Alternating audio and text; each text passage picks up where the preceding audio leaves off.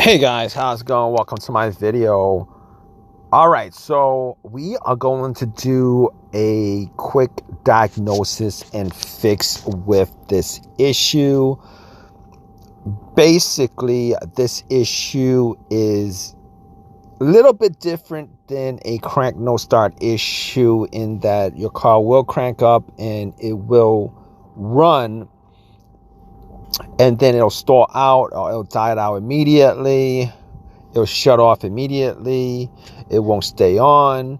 It'll idle. The idle might fluctuate before it stalls out. It might have a misfire. All those things, but basically, it's gonna be essentially a crank, a start, and then dies out. All right, and it just turns itself off, and you'll try it again. It'll do the same thing over and over and over again. Okay, you guys have this issue. All right, what you guys want to look for with this issue, and this is not particular to any specific car, any specific manufacturer of cars. This is specifically to this is specifically to all cars. All right, what you want to check in this situation, and this situation occurs particularly on older vehicles. All right, I'm going to tell you why it occurs on older vehicles, because a lot of times what happens is, now basically, there's a lot of things that could cause the situation.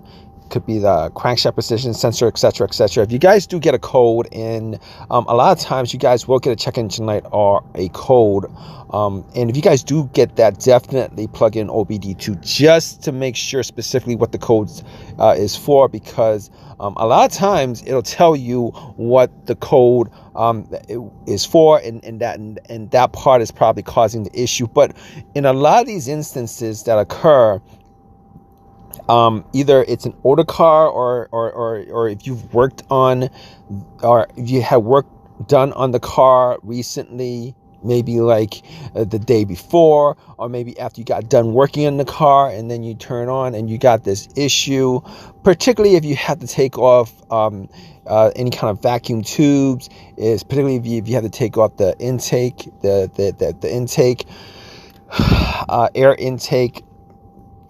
Particularly if you, had to, if you accidentally had broken one of these vacuum tubes, okay? Because here's the thing, a lot of these situations essentially has to do with the mass airflow sensor. It's one of the things that could actually cause your car to crank and not start up, or it could cause your car to crank and start up and then die out, or crank and start and run rough and die out. Essentially, the mass airflow sensor essentially gives information to your car's computer to make sure that the air-fuel ratio is exactly what is needed for the combustion of your engine, and if that's off in any way, that could cause that problem. So you definitely either A, want to make sure that the mass airflow sensor is the issue, or B, you want to just look around the engine bay just to make sure that there are no vacuum tubes that are disconnected. A lot of times if you're working on your car, and you're taking vacuum hoses off, etc., etc., a lot of times people either forget to put a specific vacuum tube, because there's a lot of vacuum tubes under the hood, okay, and a lot of people will forget every now and then to put that one vacuum tube, and that one vacuum tube could cause that issue. Or if you guys broke, the vacuum tube has a leak, and like I said, in older cars, these vacuum tubes, the plastic intake, a lot of times what happens is there's going to be a rip somewhere. You're a little bit too I wouldn't say rough. Sometimes you wouldn't even have to be rough. Sometimes they're just very, it's just very, they're not easily, you're not able to take it apart because it's brittle, it's dry, etc., etc. And you tug on it a little bit, push on it a little bit, pull on it a little bit.